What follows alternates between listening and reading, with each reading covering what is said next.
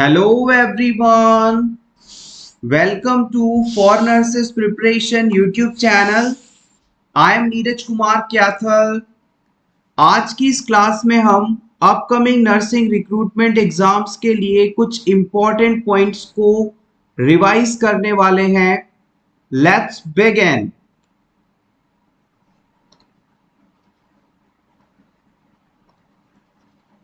First point. In 1973, the first mental hospital in the US was built in Williamsburg, Virginia. 1773 में विश्व का पहला mental hospital United states यानी America के Williamsburg Virginia शहर में बनाया गया, इस्टेब्लिश किया गया. 1812, Benjamin Rush, who is referred to as the father of American psychiatry. आपसे यदि पूछ लिया जाए कि अमेरिकन साइकाइट्री के फादर किसे कहते हैं तो आप बताएंगे बेंजामिन रश को. Benjamin Rush is the father of American psychiatry. Next point. Abdominal paracentesis, removal of peritoneal fluid for diagnostic और therapeutic purpose.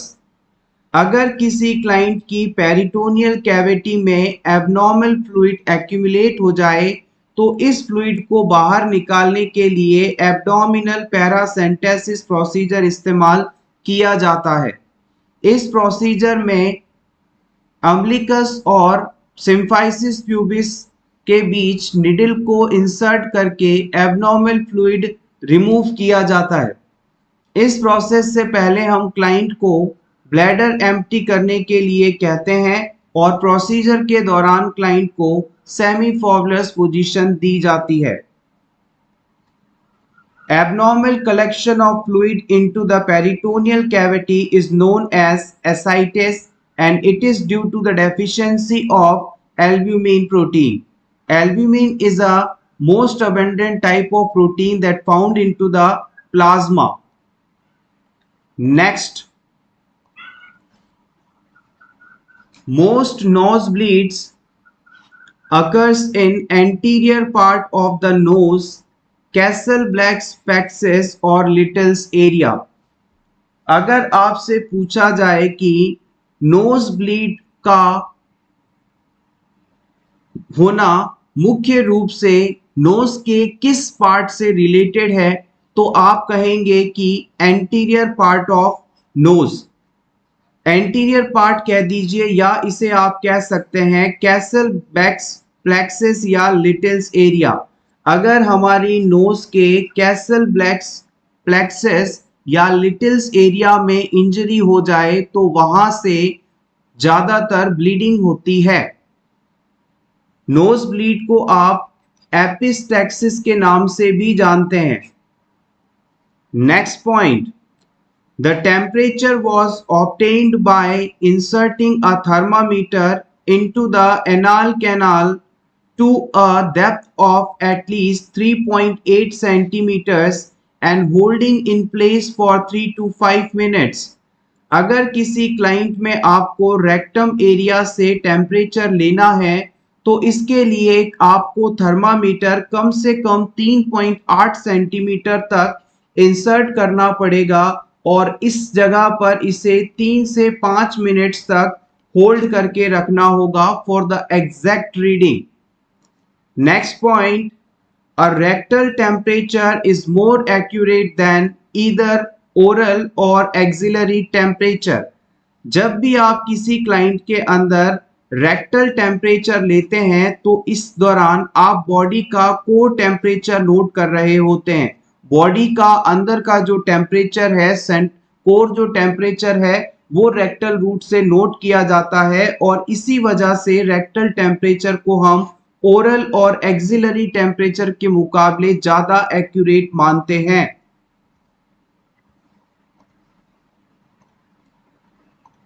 Next point. Vitamin B2 is primarily needed for the breakdown of fat, carbohydrate and proteins. Vitamin B2 जिसे आप riboflavin के नाम से भी जानते हैं, ये मुख्य रूप से हमारे शरीर में फैट, कार्बोहाइड्रेट और प्रोटीन के ब्रेकडाउन के लिए इसेंशियल माना जाता है. However, riboflavin deficiency causes ariboflavinosis, which manifests as cracked lips, inflammation of the tongue, and dryness or burning of the oral cavity. अगर किसी क्लाइंट में राइबोफ्लाविन या विटामिन B2 की कमी हो जाए तो उसके लिप्स जो हैं क्रैक्ड हो जाएंगे यानी होठ फट जाएंगे, उसकी जो टंग है उसमें इन्फ्लामेशन आ जाएगी और ओरल कैविटी के अंदर ड्राइनेस या बर्निंग सेंसेशन फील होगा. If a newborn baby is having jitterness, apneic episodes, tachycardia, temperature instability, it indicates hypoglycemia. अगर किसी न्यूबॉर्न बेबी के अंदर ब्लड शुगर लेवल नॉर्मल से कम होता है यानी कि हाइपोग्लाइसीमिया होता है, तो इस सिचुएशन में बच्चे के अंदर जिटरनेस देखने को मिलेगा. जिटरनेस का मतलब होता है कपकपाहट. इसके अलावा बच्चे को सांस लेने में तकलीफ आएगी, एपनिक एपिसोड्स आएंगे यानी कि बच्चा सांस लेते लेते अचानक सांस लेना बंद कर देगा और फिर वापस सांस लेने लगेगा. इसके साथ ही क्लाइंट के अंदर टैकीकार्डिया कंडीशन देखने को मिलेगी और टेम्परेचर वेरिएशन भी देखने को मिलेगा. तो ये सभी फाइंडिंग्स अगर न्यूबॉर्न बेबी के अंदर हैं तो आप तुरंत अलर्ट हो जाएं. हो सकता है इस बच्चे के अंदर ब्लड ग्लूकोज का लेवल, शुगर का लेवल नॉर्मल से कम हो सकता है. नेक्स्ट हम बात करेंगे बहुत ही इंपॉर्टेंट टॉपिक जो कि अपकमिंग एग्जाम्स में पूछा जा सकता है. टॉपिक का नाम है बाइसॉप्स स्कोर. बाइसॉप्स स्कोर को आप बाइसॉप्स या सर्विक्स स्कोर के नाम से भी जानते हैं. It is a pre labour scoring system to assist the predicting whether induction of labour will be required.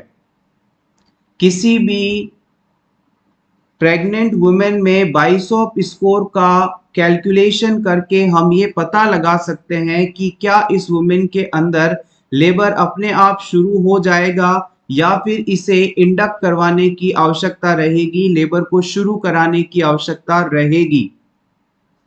The Baisov score was developed by Professor Emeritus of Obstetrics and Gynecology and Dr. Edward Baisov and was published in August 1964.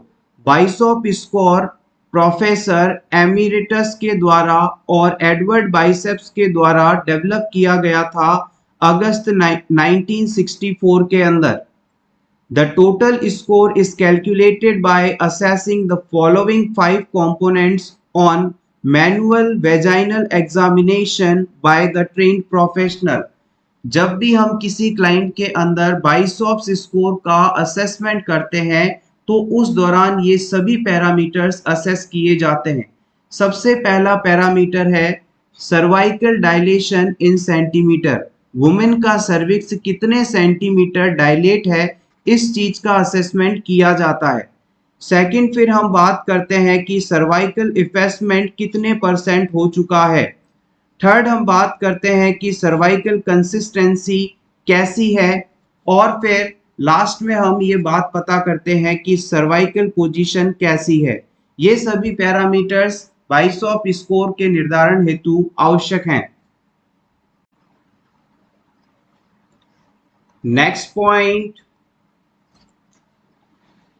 suction level for adults are 100 to 150 mm of Hg on wall suction and 10 to 15 mm of Hg on portable suction units.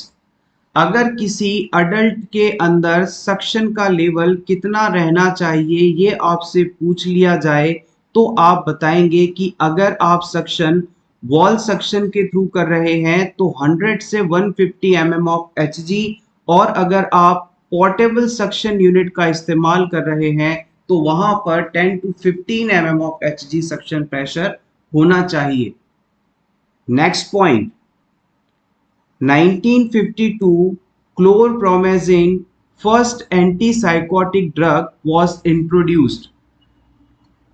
1952 के अंदर क्लोरप्रोमेजिन नामक medicine को discover किया गया था और ये पहली एंटीसाइकोटिक मेडिसिन है। एंटीसाइकोटिक मेडिसिन के द्वारा extra pyramidal side effect cause किए जाते हैं जो कि मूवमेंट से रिलेटेड डिस्टरबेंस होते हैं mainly. 1986 the Indian Nursing Council made psychiatric nursing a component of the general nursing and midwifery course। 1986 के अंदर INC यानी इंडियन नर्सिंग काउंसिल ने general nurse and midwifery course में GNM कोर्स में psychiatric subject को important component के रूप में इंक्लूड कर दिया था।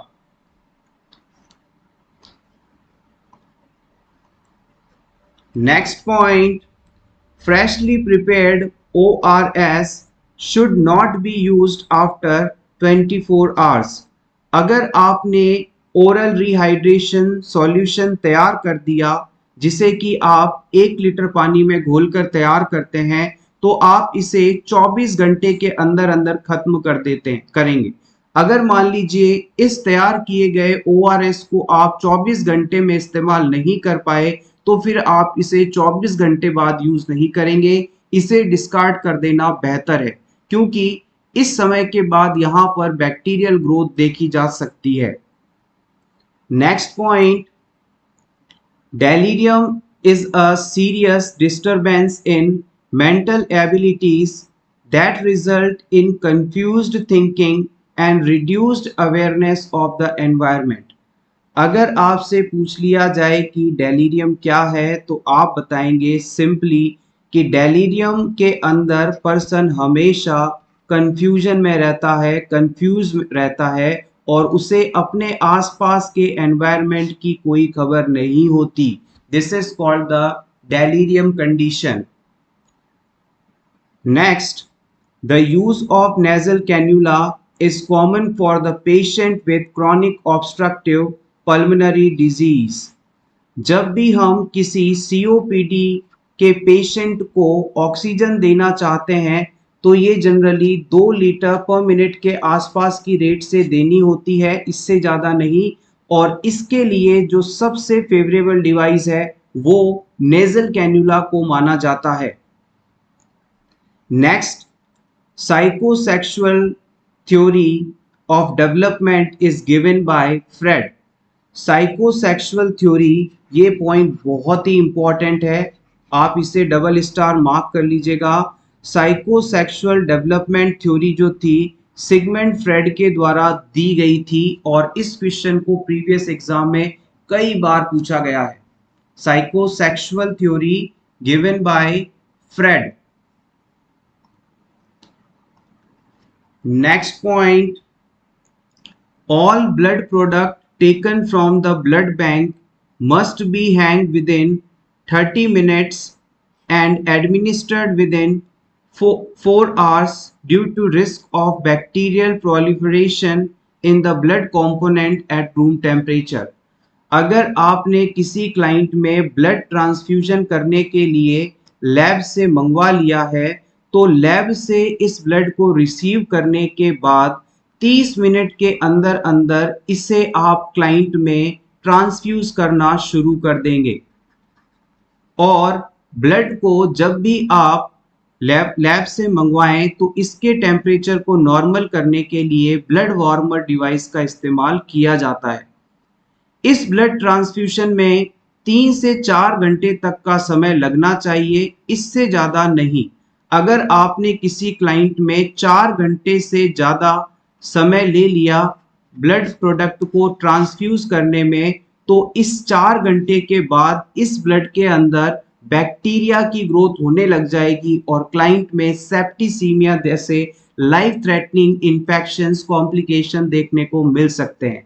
तो याद रखिएगा, लैब से ब्लड मंगवाने के बाद 30 मिनट के अंदर आपको इसे शुरू कर देना है ट्रांसफ्यूज करना, और ब्लड ट्रांसफ्यूशन में 3 से 4 घंटे का समय लगना चाहिए, ना इससे कम ना इससे ज़्यादा।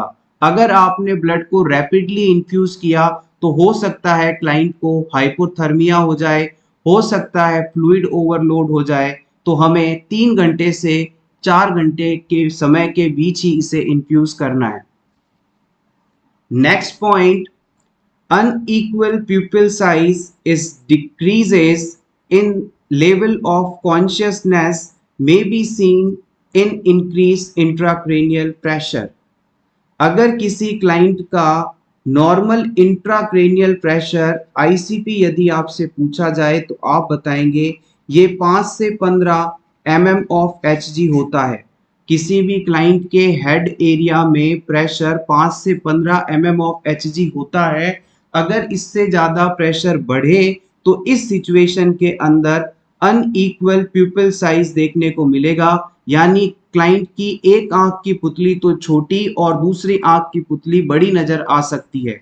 इसके अलावा क्लाइंट की जो कॉन्शियसनेस है वो भी अल्टर हो सकती है। Next point, in 1965 INC include psychiatric nursing as a compulsory subject in BSc nursing। INC का फुल फॉर्म है, INC का फुल फॉर्म है Indian nursing council. Indian nursing council ने 1965 के अंदर साइकाइट्रिक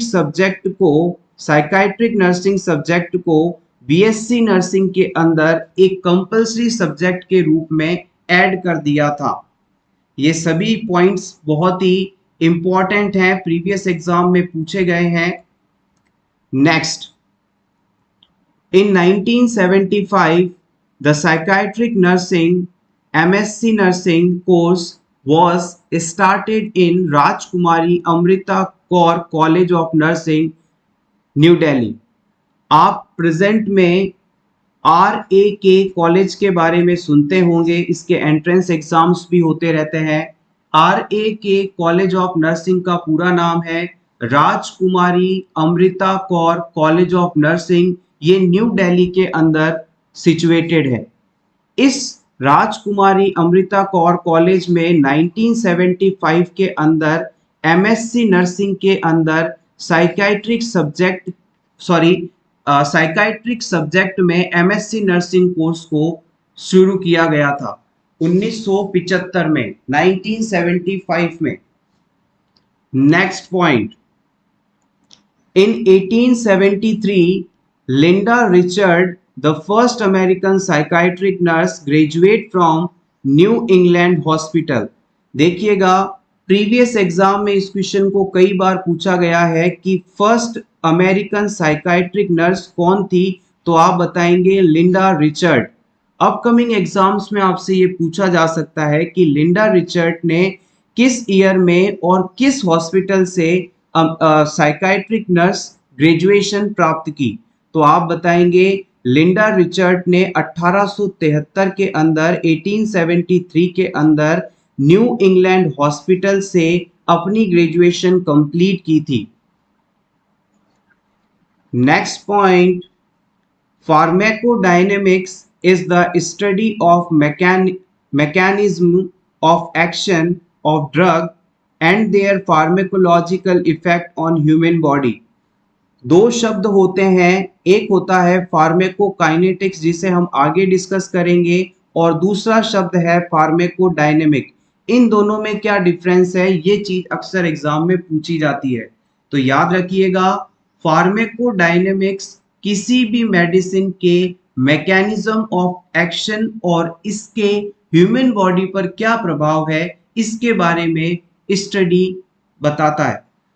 कोई भी ड्रग जब आप लेते हैं, इस ड्रग का हमारे शरीर पर क्या प्रभाव पड़ रहा है या ये ड्रग कैसे अपना एक्शन करती है, इस चीज की जो स्टडी है वो फार्माकोडायनेमिक सब्जेक्ट के अंदर की जाती है।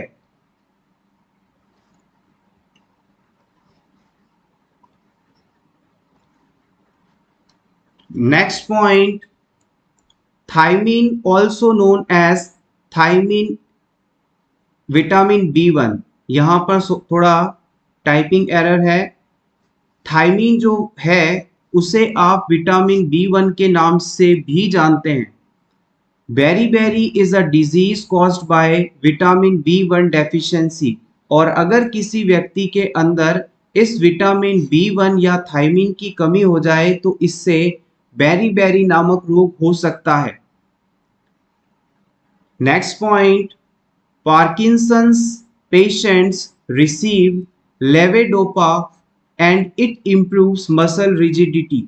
हम इस बात को अच्छी तरह से जानते हैं कि किसी भी क्लाइंट के अंदर यदि डोपामाइन का लेवल कम हो जाए, डिक्रीज हो जाए, तो उससे पार्किंसन कंडीशन हो सकती है।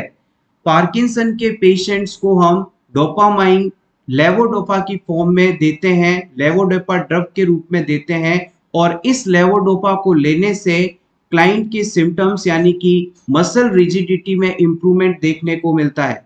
पार्किंसन डिजीज जो है बेसिकली किसी भी क्लाइंट की जो मूवमेंट है उससे संबंधित रोग है।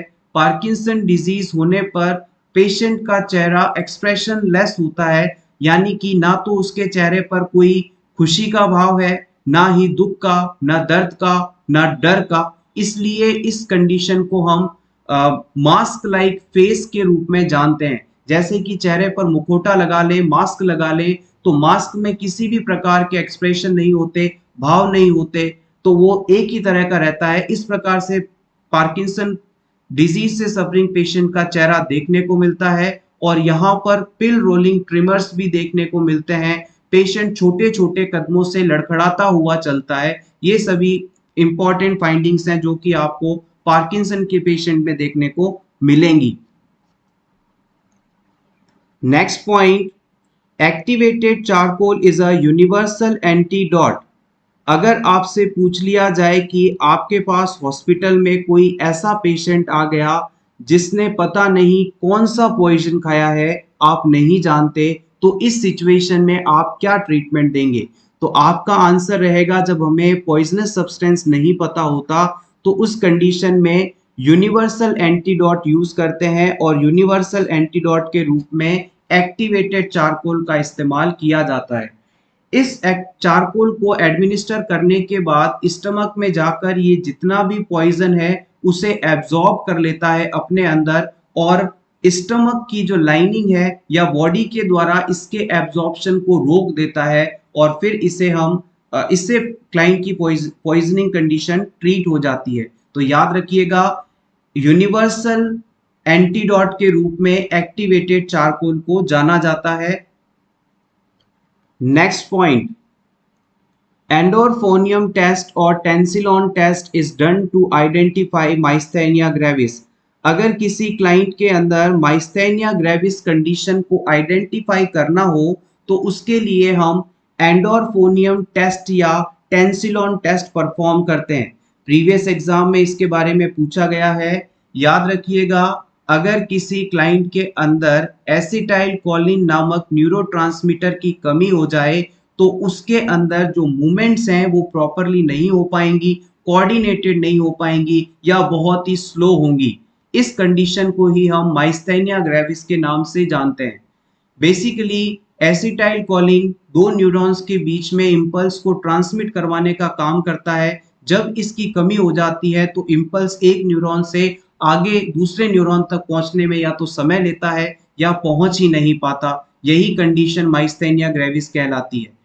इस डिजीज कंडीशन में सबसे पहले यदि आपसे पूछा जाए कि कौन सा साइन देखने को मिलता है, तो आप बताएंगे कि पटोसिस इस डिजीज के अंदर सबसे पहला देखने को मिलने वाला साइन है। इस पटोसिस साइन के अंदर पेशेंट की आंखों की पलकें अपने आप नीचे गिर जाती हैं और पेशेंट चाहकर भी इन्हें ऊपर नहीं कर पाता, आंखों को खोल नहीं पाता। ये कंडीशन पटोसिस है।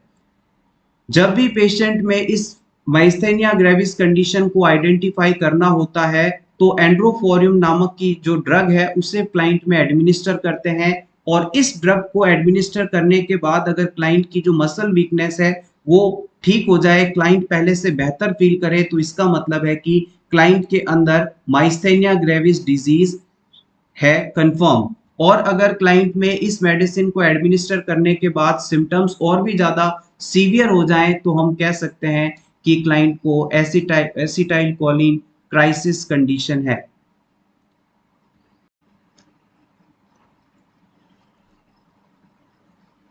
Next point, an infantometer is designed for measuring baby length in a lying down position। Infantometer का इस्तेमाल किसी भी इन्फेंट की लंबाई को मापने के लिए किया जाता है। देखिएगा यहाँ पर इन्फेंट की बात हो रही है, इस वर्ड पर गौर कीजिएगा। इन्फेंट का मतलब होता है ऐसा बच्चा जिसकी उम्र 0 से 1 साल के बीच हो, और ऐसे बच्चे जनरली आपको बेड के ऊपर लेटे हुए मिलते हैं। तो इनकी लंबाई को मापने के लिए जो डिवाइस यूज किया जाता है वो इन्फेंटोमीटर होता है। बेसिकली यहाँ पर हम लेंथ को मेजर करते हैं, लेंथ को मेजर करते हैं। Second point, the stadiometer is a piece of medical equipment used to measure human height. अब यहाँ पर जैसे ही बच्चे की उम्र 1 साल से ज्यादा है तो बच्चे को खड़ा किया जा सकता है, बच्चा स्टैंड अप पोजीशन में आ सकता है। तो इस बच्चे में लेंथ की बजाय अब हम हाइट का मेजरमेंट करेंगे। 1 साल से कम उम्र के बच्चे में तो हमने लाइंग डाउन पोजीशन के अंदर था वो, इसलिए उसकी लेंथ को मेजर किया। अब बच्चे की उम्र 1 साल से अधिक है, वो अडल्ट हो सकता है, चाइल्ड हो सकता है, किसी भी एज का हो सकता है, और वो अपने पैरों पर खड़ा हो सकता है। इसलिए यहाँ पर अब हम इसकी हाइट का मेजरमेंट करेंगे, और हाइट जहाँ पर भी मेजर की जाती है उसके लिए हम स्टैंडियोमीटर डिवाइस का इस्तेमाल करते हैं। Next point, in laboratory medicine, a refractometer is used to measure total plasma protein in a blood sample and specific urine gravity in urine sample। देखिएगा जो रिफ्रैक्टोमीटर नाम का डिवाइस आता है उससे आप 2 प्रकार के टेस्ट परफॉर्म कर सकते हैं। इस टेस्ट के द्वारा ब्लड के अंदर प्लाज्मा प्रोटीन का लेवल कितना है इस चीज को मेजर किया जा सकता है, पहली चीज। और दूसरी चीज, हम यूरिन की स्पेसिफिक ग्रेविटी कितनी है इस चीज को मेजर कर सकते हैं। तो ब्लड के अंदर प्लाज्मा प्रोटीन का लेवल पता करना हो तो भी रिफ्रैक्टोमीटर, और यूरिन की स्पेसिफिक ग्रेविटी पता करनी हो तो भी इस रिफ्रैक्टोमीटर का इस्तेमाल किया जा सकता है। नेक्स्ट पॉइंट,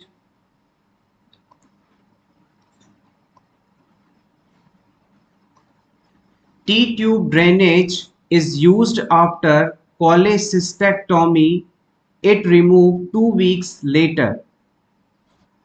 अगर किसी क्लाइंट में आप गॉल ब्लैडर को सर्जरी द्वारा रिमूव करते हैं तो ये प्रोसीजर कोलेसिस्टेक्टोमी प्रोसीजर कहलाता है। इस प्रोसीजर को करने के बाद इस जगह पर जो वेस्ट प्रोडक्ट्स निकलते हैं, सिक्रीशंस निकलते हैं, इन्हें बॉडी से बाहर ड्रेन करवाना आवश्यक है, अदरवाइज इन्फेक्शन हो जाएगा। और इस प्रोसीजर के बाद एक विशेष प्रकार का ड्रेनेज सिस्टम इस्तेमाल किया जाता है, उसे हम टी ट्यूब ड्रेनेज सिस्टम कहते हैं। और इस टी ट्यूब ड्रेनेज सिस्टम को हम लगभग 2 सप्ताह तक पेशेंट में लगाते हैं ताकि सारा जो भी अंदर वेस्ट है, ड्रेनेज है, वो बॉडी से बाहर निकल सके। Next point, early signs of dehydration are thirst and dark coloured urine. This is the body's way of trying to increase water intake and decrease water loss. अगर आपसे पूछा जाए कि डिहाइड्रेशन होने पर अर्ली साइन बॉडी के द्वारा क्या शो किए जाते हैं, तो आप कहेंगे कि सबसे पहले हमारे शरीर में पानी की कमी होने पर हमें बहुत ज़्यादा प्यास लगती है, एक्सेसिव थ्रस्ट फील होती है। और अगर पानी ना मिले तो उसके बाद हमारी बॉडी कम से कम वाटर को बॉडी से बाहर एक्सक्रीट आउट करने की कोशिश करती है, जिसके लिए वो हमारे यूरिन को डार्क कर देती है, कॉन्सेंट्रेटेड कर देती है, ताकि कम से कम यूरिन या वाटर बॉडी से बाहर जा पाए। तो early sign of dehydration, thirst and dark coloured urine, urine का कलर गहरे पीले रंग का हो जाता है। सिंपली आप इसे इस तरह से याद रख सकते हैं। Next point, ectopic pregnancy is an obstetric emergency that usually occurs before 12 weeks of gestation। देखिएगा, दो टर्म्स होते हैं, एक होता है गायनेकोलॉजी, एक होता है ऑब्स्टेट्रिक। ओप्स गायनी आप इसे बोलते हैं, ऑब्स्टेट्रिक एंड गायनेकोलॉजी दोनों में फर्क है। अगर किसी वुमेन में या किसी फीमेल में किसी भी एज के अंदर उसके रिप्रोडक्टिव ट्रैक्ट से रिलेटेड किसी भी ऑर्गन के अंदर प्रॉब्लम हो तो ये सब गायनेकोलॉजिस्ट से ट्रीटमेंट लेंगे, इनका इलाज, इनकी स्टडी गायनेकोलॉजी कहलाएगी। लेकिन अगर प्रेगनेंसी के दौरान कोई भी समस्या है तो वो सब सिचुएशन ऑब्स्टेट्रिशियन द्वारा डील की जाएगी। ये सभी ऑब्स्टेट्रिक ब्रांच के अंदर आएंगे। ऑब्स्टेट्रिक में बेसिकली प्रेगनेंसी से रिलेटेड जितनी भी समस्याएं आती हैं उनका इलाज या स्टडी की जाती है। अब यहाँ पर बात की जा रही है एक्टोपिक प्रेगनेंसी की। एक्टोपिक प्रेगनेंसी का मतलब है कि अगर फर्टिलाइजेशन के बाद जो इम्प्लांटेशन है वो यूट्रस के अंदर ना होकर यूट्रस से बाहर कहीं हो जाए या नॉर्मल इम्प्लांटेशन साइट पर ना होकर किसी और जगह पर हो जाए तो ये कंडीशन एक्टोपिक प्रेगनेंसी कहलाती है। फर्टिलाइज्ड ओवम का इम्प्लांटेशन यदि नॉर्मल पोजीशन में ना हो तो ये एक्टोपिक प्रेगनेंसी है। और अगर आपसे पूछ लिया जाए कि most common site of ectopic pregnancy क्या है तो आप बता सकते हैं ट्यूबल एक्टोपिक प्रेगनेंसी, और इसमें भी स्पेसिफिक पूछा जाए तो आप बता सकते हैं ampulla region. Ampulla region fallopian tube का वह पार्ट है जहां पर मेल और फीमेल गैमेट मिलते हैं और यहीं पर फर्टिलाइजेशन प्रोसेस कंप्लीट होता है। तो इसी जगह पर एक्टोपिक प्रेगनेंसी होने की मैक्सिमम संभावनाएं होती हैं। एक्टोपिक प्रेगनेंसी के जो केसेस हैं उनके अंदर प्रेगनेंसी ज़्यादा से ज़्यादा 12 वीक तक रहती है, यानी कि फर्स्ट ट्राइमेस्टर तक ही रहती है। उसके बाद इस प्रेगनेंसी का टर्मिनेशन हो जाता है। इसका कारण क्या है इसे जान लेते हैं। Due to fetus rarely survives longer than few weeks because tissue outside the uterus do not provide necessary blood supply and structural support to promote placenta growth and circulation to the developing fetus। जब जो implantation normal site पर नहीं हुआ है तो इस growing foetus को placenta से प्रॉपर ब्लड सप्लाई नहीं मिल पाती, स्ट्रक्चरल सपोर्ट नहीं मिलता, और स्ट्रक्चरल सपोर्ट और ब्लड सप्लाई ना मिल पाने के कारण बच्चे की या फीटस की डेथ हो जाती है। तो यही देखा जाता है कि ज्यादातर एक्टोपिक प्रेगनेंसी में टर्मिनेशन पहले ही ट्राइमेस्टर यानी 12 सप्ताह से पहले ही हो जाता है। नेक्स्ट पॉइंट, बर्निंग और incineration is best method to dispose hospital dressing. Hospital के अंदर ड्रेसिंग मटेरियल्स जो इस्तेमाल किए जाते हैं उन्हें डिस्पोज करने के लिए हम बर्निंग या इंसिनरेशन मेथड का इस्तेमाल करते हैं और ये बेस्ट मेथड भी माना जाता है। Next point, moral development theory is given by Kohlberg. Moral development theory जो है कोहलबर्ग के द्वारा दी गई थी, important. Next point, father of modern anaesthesia WTG Morton. WTG Morton को हम फादर ऑफ मॉडर्न एनेस्थीसिया के नाम से जानते हैं। Next very important question, site of spinal anaesthesia administration. Spinal anaesthesia लगाते समय आप निडल को किस साइट पर एडमिनिस्टर करते हैं? ये स्पाइनल एनेस्थीसिया की साइट भी है। इसके अलावा जो प्लूरल टैप आप करते हैं, लंबर पंक्चर करते हैं CSF के कलेक्शन के लिए, उसमें भी निडल का इंसर्शन इसी साइट पर किया जाता है। तो याद रखिएगा, जब भी किसी अडल्ट पर्सन के अंदर आपको CSF का सैंपल लेना हो मेनिंजाइटिस कंडीशन को आइडेंटिफाई करने के लिए या फिर स्पाइनल एनेस्थीसिया लगाना हो तो L3 L4 लीजन के बीच में आप इस निडल को इंसर्ट करेंगे। वहीं अगर आप चिल्ड्रन के अंदर बात करें तो ये L4 L5 के बीच में एडमिनिस्टर की जाती है। प्रीवियस एग्जाम में इस क्वेश्चन को कई बार पूछा गया है, इंपॉर्टेंट है।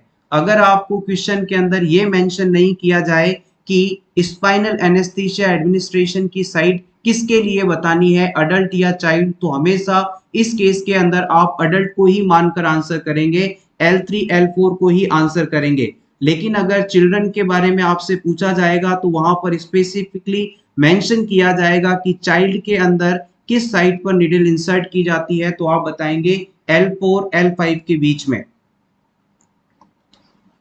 Next point, Alzheimer's disease. Alzheimer's disease को आप सेनाइल डिमेंशिया के नाम से भी जानते हैं। सेनाइल एक छोटा ऑर्गेनिज्म होता है, एक जीव होता है जिसे आप घोंघा कहते हैं। ये बिल्कुल स्लो मूवमेंट करता है, धीरे धीरे चलता है। इसी प्रकार से ये जो एल्जाइमर डिजीज है ये भी किसी क्लाइंट के अंदर धीरे धीरे डेवलप होता है। जनरली ये ओल्ड एज के अंदर डेवलप होने वाला डिजीज है। Brain cell connections and cell themselves degenerate or die, eventually destroying memory and other mental functions. जब भी किसी क्लाइंट के अंदर एल्जाइमर्स डिजीज होते हैं तो इस डिजीज का होने का कारण ब्रेन के जो न्यूरॉन्स हैं या जो ब्रेन की सेल्स हैं वो डीजेनरेट हो जाती हैं, डिस्ट्रॉय हो जाती हैं, डेड हो जाती हैं, और इसके कारण व्यक्ति की मेमोरी यानी याददाश्त और उसके जो डेली लिविंग के वर्क्स हैं उन सभी के अंदर डिस्टरबेंस देखा जाता है। एल्जाइमर डिजीज के पेशेंट ओल्ड एज के अंदर कुछ भी याद नहीं रख पाते और एक्टिविटी ऑफ डेली लिविंग के जो वर्क्स हैं जैसे अपना कपड़े बदलना, खाना खाना, ब्रशिंग करना, ये सब भी वो परफॉर्म नहीं कर पाते। उस समय इनको पूरे सपोर्ट की आवश्यकता होती है। तो याद रखिएगा, Alzheimer disease, senile dementia, brain cells dead. Next point, abnormal involuntarily extension of extremities after head injury is known as डिसर्ब्रेट posturing। अगर किसी क्लाइंट के अंदर हेड इंजरी के बाद वो लेटाने पर अपने हाथों को एक विशेष एक्सटेंशन की पोजीशन में रखता है तो इस पोजीशनिंग को आप डिसर्ब्रेट पोजीशन के नाम से जानते हैं। इसका इमेज आप जरूर देख के जाइएगा, अपकमिंग नॉर्सेट एग्जाम के लिए इंपॉर्टेंट है। हेड इंजरी के बाद एक्सट्रीमिटीज का एक्सटेंशन डिसर्ब्रेट पोस्चरिंग कहलाता है। Next point, patient with brain tumours in occipital lobe will have visual hallucination. अगर किसी क्लाइंट के ब्रेन के ऑक्सीपिटल लोब के अंदर, जो कि जनरली आपके पीछे की तरफ स्थित होता है, सर के पीछे और नीचे की तरफ स्थित होता है, उसमें किसी प्रकार का ट्यूमर यदि हो जाए तो क्लाइंट को विजुअल हेल्यूसिनेशंस फील होंगे।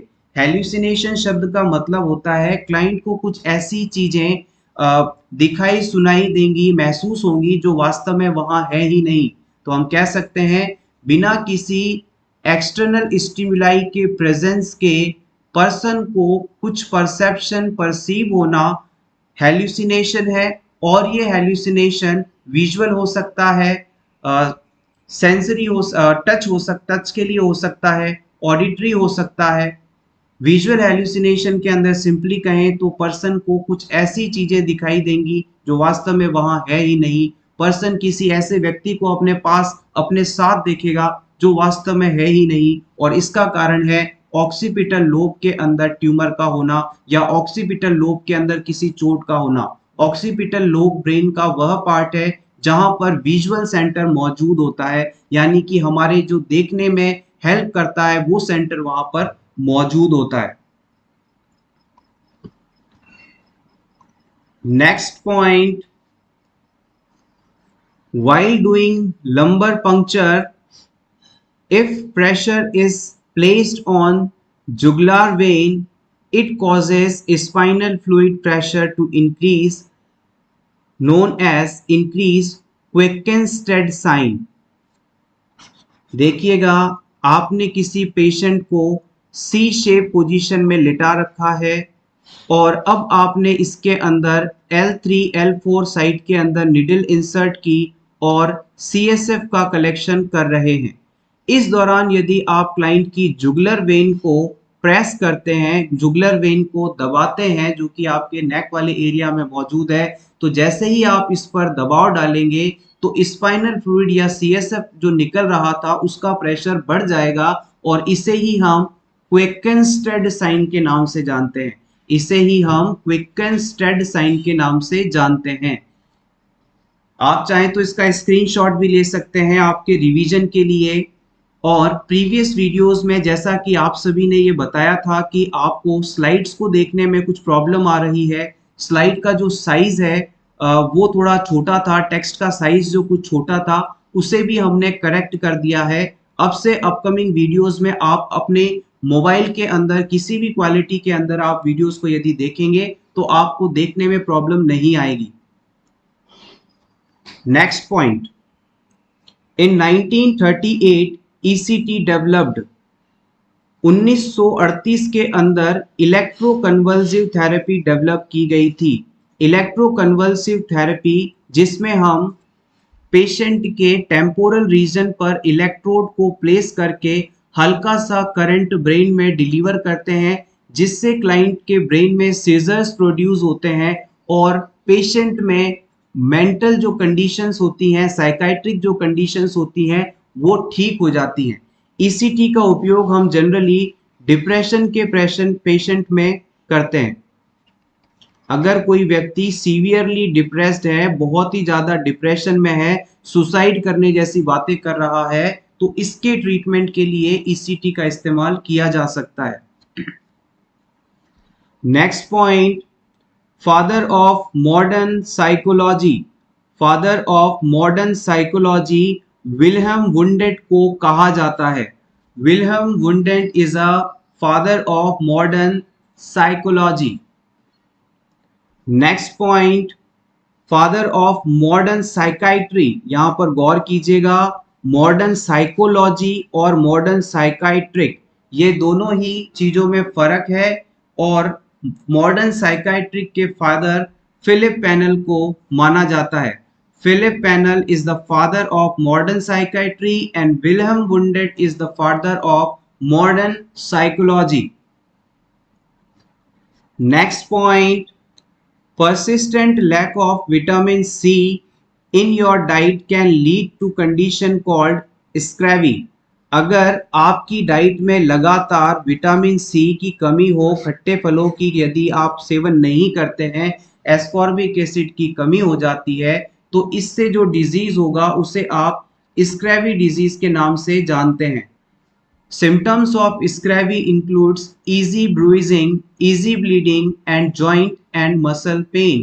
अगर आप में विटामिन सी की कमी है, स्क्रैवी रोग हो जाता है, तो आपके मसूड़ों से खून आ सकता है, आपके जॉइंट्स में पेन हो सकता है और शरीर के किसी भी हिस्से में इजीली ब्लीडिंग देखने को मिल सकती है। So always eat vitamin C in proper amount. Vitamin C इसके अलावा दो और कामों के लिए विशेष रूप से उपयोगी है। विटामिन सी आयरन का एब्जॉर्प्शन करवाता है, साथ ही साथ विटामिन सी जो है वुंड हीलिंग के लिए भी इसेंशियल माना जाता है।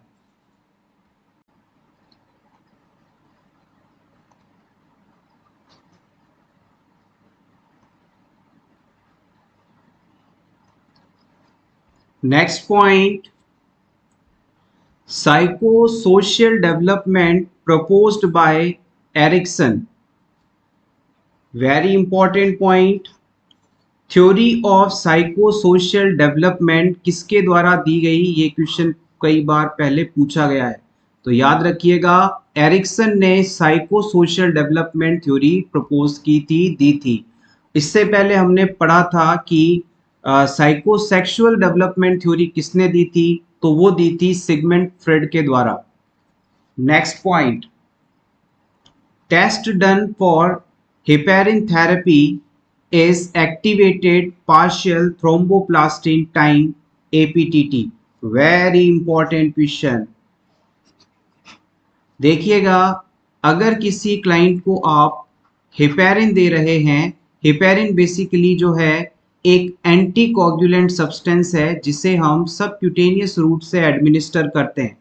जब भी किसी क्लाइंट को हेपेरिन ड्रग दी जाती है तो इस पेशेंट के अंदर ब्लड क्लॉटिंग का लेवल असेस करते रहना चाहिए। इसके लिए एपीटीटी टेस्ट करवाया जाता है। एपीटीटी टेस्ट का फुल फॉर्म है activated partial thromboplastin time. Heparin से एक बात और जो कि बहुत ही इंपॉर्टेंट है वो है इसका एंटीडोट।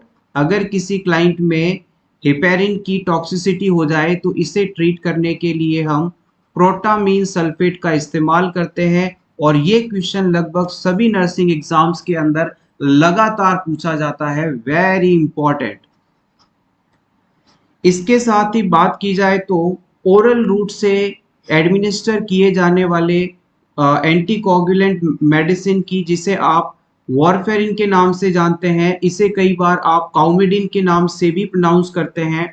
इस वॉरफेरिन ड्रग को जब भी दिया जाता है तो उसके लिए ब्लड कोगुलेशन टेस्ट जो करवाया जाता है उसे हम प्रोथ्रोम्बिन टाइम के नाम से जानते हैं, पीटी के नाम से जानते हैं। अगर किसी क्लाइंट में इस ओरल एंटीकोगुलेंट वॉरफेरिन की टॉक्सिसिटी हो जाए तो इसके ट्रीटमेंट के लिए विटामिन के को हम एज अ एंटीडोट इस्तेमाल करते हैं। ये क्वेश्चन भी प्रीवियस एग्जाम में पूछा गया है। Next point, Parkinson's disease. Nerve cell damage in brain causes dopamine levels to drop, leading to symptoms of Parkinson's. इस बात को हम डिस्कस कर चुके हैं कि ब्रेन की सेल्स में डैमेज के कारण डोपामाइन की कमी पार्किंसन डिजीज कॉज करवाती है। पार्किंसन डिजीज की शुरुआत में पेशेंट के अंदर ट्रिमर्स देखने को मिलते हैं। पेशेंट के अंदर हाथों में ट्रिमर्स देखने को मिलते हैं। अगर किसी पार्किंसन डिजीज से सफरिंग पेशेंट की आप राइटिंग देखेंगे तो पेज के एक सिरे से जब वो लिखना शुरू करता है तो उसके लेटर्स बड़े होते हैं, लेकिन आखिरी सिरे तक पहुंचते पहुंचते लेटर्स इतने छोटे और अटपटे हो जाते हैं कि वो बिल्कुल पढ़ने में ही नहीं आते। तो बड़े लेटर्स से लेटर्स का बिल्कुल छोटा हो जाना, हैंडराइटिंग का शुरुआत में बड़ा होना और बिल्कुल छोटे हो जाना और कांपते हुए हाथों से लिखना, ये पार्किंसन डिजीज के शुरुआती लक्षणों में इंक्लूड किया जाता है। Other symptoms are slow movement, stiffness and loss of balance. Parkinson disease से suffering person shuffling movement show करते हैं, छोटे छोटे कदमों से लड़खड़ाते हुए चलते हैं, झुककर चलते हैं। ये सभी फीचर्स इस डिजीज में आपको देखने को मिलेंगे।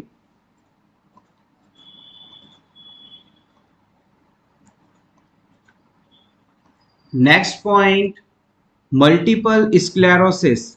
क्या है मल्टीपल स्क्लेरोसिस? इसे आप शॉर्ट में कई बार एमएस के रूप में भी प्रोनाउंस करते हैं।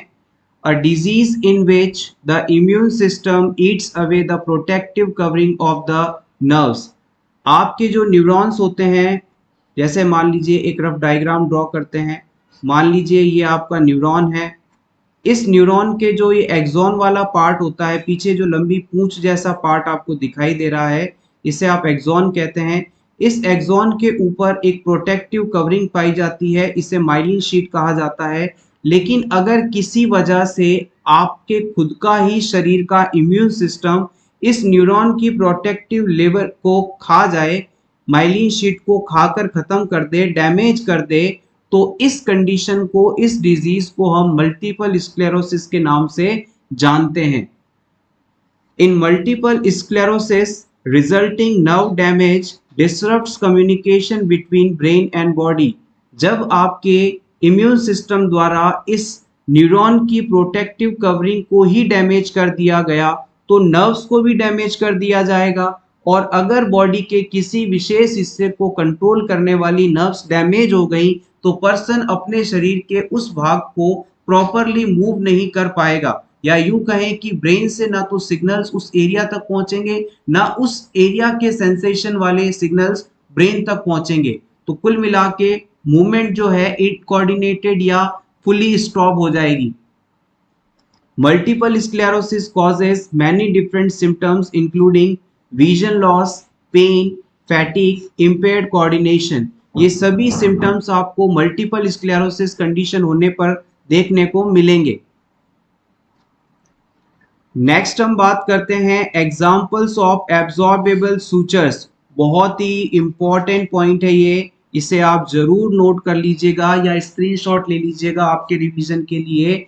अगर आपसे पूछ लिया जाए कि एब्जॉर्बेबल सूचर्स क्या होते हैं, तो आप बताएंगे कि एब्जॉर्बेबल सूचर सूचर का वह टाइप है जिसके द्वारा बॉडी में स्टिचेस की जाती है और इन स्टिचेस को दोबारा रिमूव करने की आवश्यकता नहीं होती। अगर किसी क्लाइंट में शरीर के किसी हिस्से पर चोट लग गई जहां पर खुला घाव है, या किसी क्लाइंट में कोई सर्जरी की गई, तो सर्जरी के बाद इस घाव को सिलने के लिए या चोट के घाव को सिलने के लिए जो थ्रेड इस्तेमाल किया जाता है उसे हम सूचर कहते हैं। और इस सूचर को यदि कुछ समय बाद, टाँके लगाने के कुछ समय बाद वापस खुलवाने की या इसे रिमूव करवाने की आवश्यकता नहीं पड़े, तो ये एब्जॉर्बेबल सूचर है। और एब्जॉर्बेबल सूचर बॉडी के एंजाइम्स द्वारा डिसॉल्व कर लिए जाते हैं, उन्हें पचा लिया जाता है और इस वजह से इन्हें हम रिमूव करवाने नहीं जाते। इन सभी सूचर्स की यदि बात की जाए, एग्जाम्पल कौन कौन से होते हैं, तो आप बताएंगे डेक्सॉन, विक्राइल, पीडीएस, मैक्सॉन, या इसे मोनोक्राइल भी आप कह सकते हैं। एक बार फिर से देखिएगा, नोट डाउन कर लीजिएगा। एब्जॉर्बेबल सूचर के एग्जाम्पल में सबसे पहले है डेक्सॉन, फिर आता है विक्राइल, फिर आता है पीडीएस, फिर आता है मैक्सॉन, या इसे आप मोनोक्राइल के नाम से भी जानते हैं।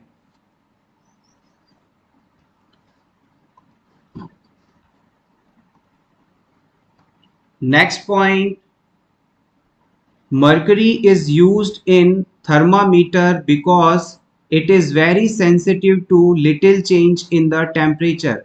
थर्मामीटर के अंदर मरकरी या पारा, हाइड्रोजीनियम जिसे आप कह सकते हैं, इस्तेमाल करने का सबसे बड़ा कारण है कि अगर थोड़ा भी टेम्परेचर में बदलाव आता है तो इस मरकरी द्वारा उसे आइडेंटिफाई कर लिया जाता है, डिटेक्ट कर लिया जाता है, और इसीलिए इसका इस्तेमाल हम टेम्परेचर को आइडेंटिफाई करने में करते हैं।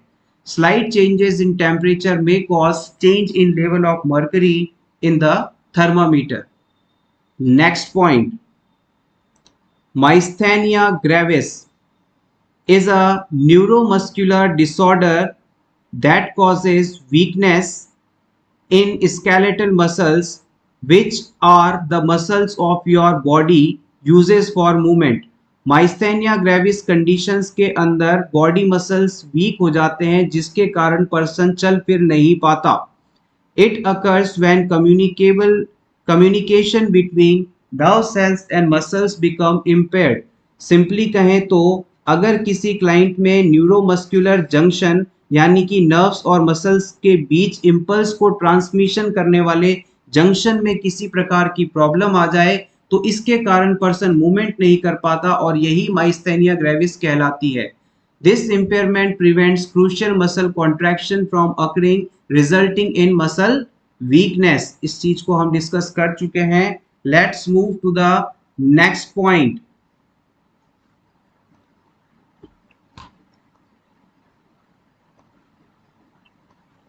If a person need more than 21 days ventilation support, tracheostomy is performed। Very important point for upcoming NORCET exam।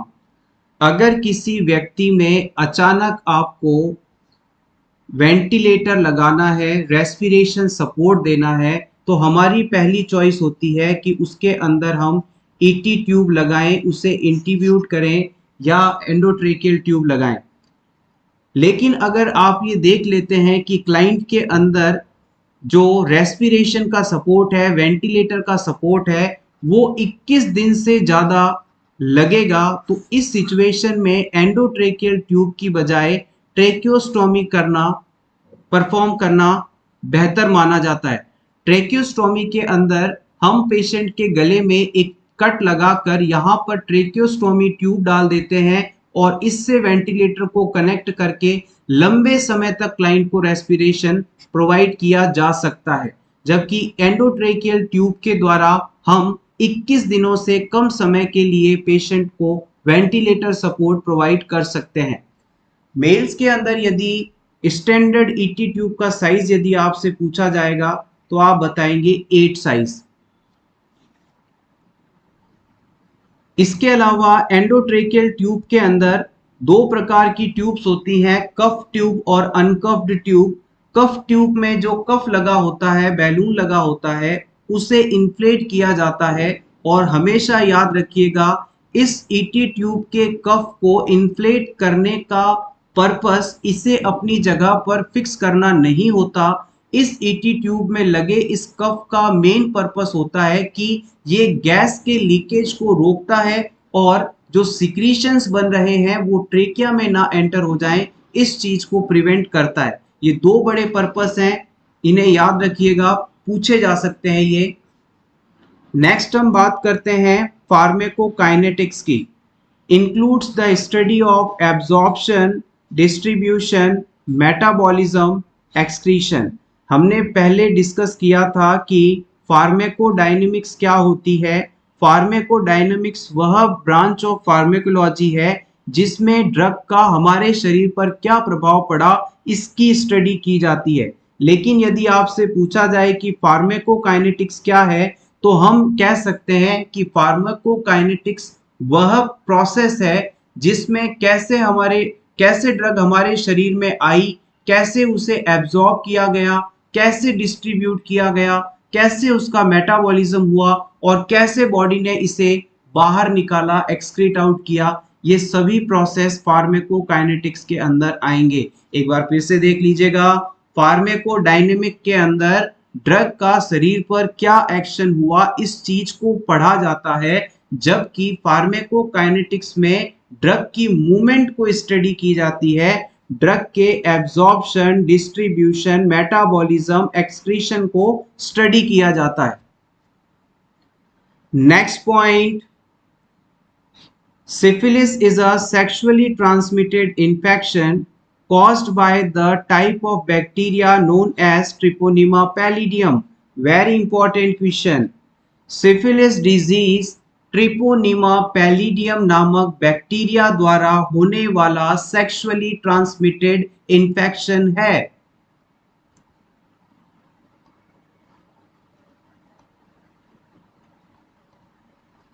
Next point, gonorrhoea.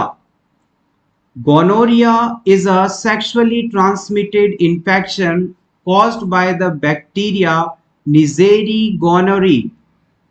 हमने गोनोरिया की बात कर रहे हैं और गोनोरिया भी एक सेक्सुअली ट्रांसमिटेड इंफेक्शन या सेक्सुअली ट्रांसमिटेड डिजीज है, कुछ भी आप कह सकते हैं इसे, यानी कि सेक्सुअल कांटेक्ट के थ्रू ये ट्रांसमिट होते हैं, फैलते हैं।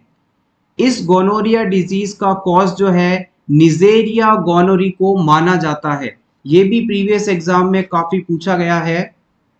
Next point, sinuses hollow space found behind the bone of the face. हमारे चेहरे की हड्डियों के पीछे जो खाली स्पेस पाए जाते हैं उसे हम साइनस कहते हैं। Sinus is a hollow space behind the bones of face. Sinusitis is a inflammation of sinuses. अब इन साइनसेस के अंदर इन्फ्लामेशन यदि हो जाए तो ये कंडीशन साइनोसाइटिस कहलाती है। हमारे चेहरे की बोन्स के पीछे जो स्पेस पाया जाता है उसे हम साइनस कहते हैं और इस साइनस स्पेस के अंदर इन्फ्लामेशन का होना साइनोसाइटिस कहलाती है। Next point, hepatitis A is transmitted by faeco oral route. देखिएगा, hepatitis A, hepatitis B, C, D और ई, इनमें से हेपेटाइटिस ए और हेपेटाइटिस ई जो हैं फीको ओरल रूट द्वारा ट्रांसमिट होते हैं, यानी कि कंटेमिनेटेड फूड और वाटर द्वारा ट्रांसमिट होते हैं। जबकि बी, सी और डी ये तीनों ही हेपेटाइटिस जो हैं ये ब्लड और बॉडी सिक्रीशंस के थ्रू ट्रांसमिट होने वाले हेपेटाइटिस टाइप हैं। हेपेटाइटिस बेसिकली वायरस के द्वारा होने वाला इंफेक्शन है जिसके अंदर लीवर में इन्फ्लेमेशन हो जाती है, जिसके कारण लीवर अपने फंक्शंस को प्रॉपरली नहीं कर पाता। Next point, establishing a patent airway and maintaining adequate breathing pattern is the first step in managing drug toxicity. अगर किसी क्लाइंट को आपने कोई ड्रग दिया और अचानक इस ड्रग की टॉक्सिसिटी हो गई, तो सबसे पहले आपकी प्रायोरिटी रहेगी कि पेशेंट का एयरवे ओपन रहना चाहिए, पेटेंट रहना चाहिए, उसकी सांस चलती रहनी चाहिए और दूसरा उसका ब्रीथिंग पैटर्न इरेगुलर नहीं होना चाहिए। अगर पेशेंट की सांसें चलती रहेंगी तो आप उसे सरवाइव करवा पाएंगे। सांस रुकी तो ऑक्सीजन की कमी हुई, ब्रेन सेल्स डेथ हुई, ब्रेन डेथ हुई, क्लिनिकल डेथ हुई और पर्सन फिनिश। तो आपको हमेशा इमरजेंसी की सिचुएशन में पेशेंट के एयरवे को मैनेज करना सबसे बड़ी प्रायोरिटी में रखना चाहिए। सो एवरीवन, ये था हमारा आज का वीडियो जिसमें हमने अपकमिंग नर्सिंग कॉम्पिटिटिव एग्जाम्स के लिए कुछ इंपॉर्टेंट पॉइंट्स को डिस्कस किया। होपफुली अपकमिंग एग्जाम्स के लिए ये पॉइंट्स आपके बहुत ही काम आएंगे। अगर आपको ये क्लास अच्छी लगी हो तो प्लीज वीडियो को लाइक कर दीजिएगा और इसी तरह के और वीडियोस देखने के लिए for nurses preparation YouTube channel को जरूर सब्सक्राइब करें।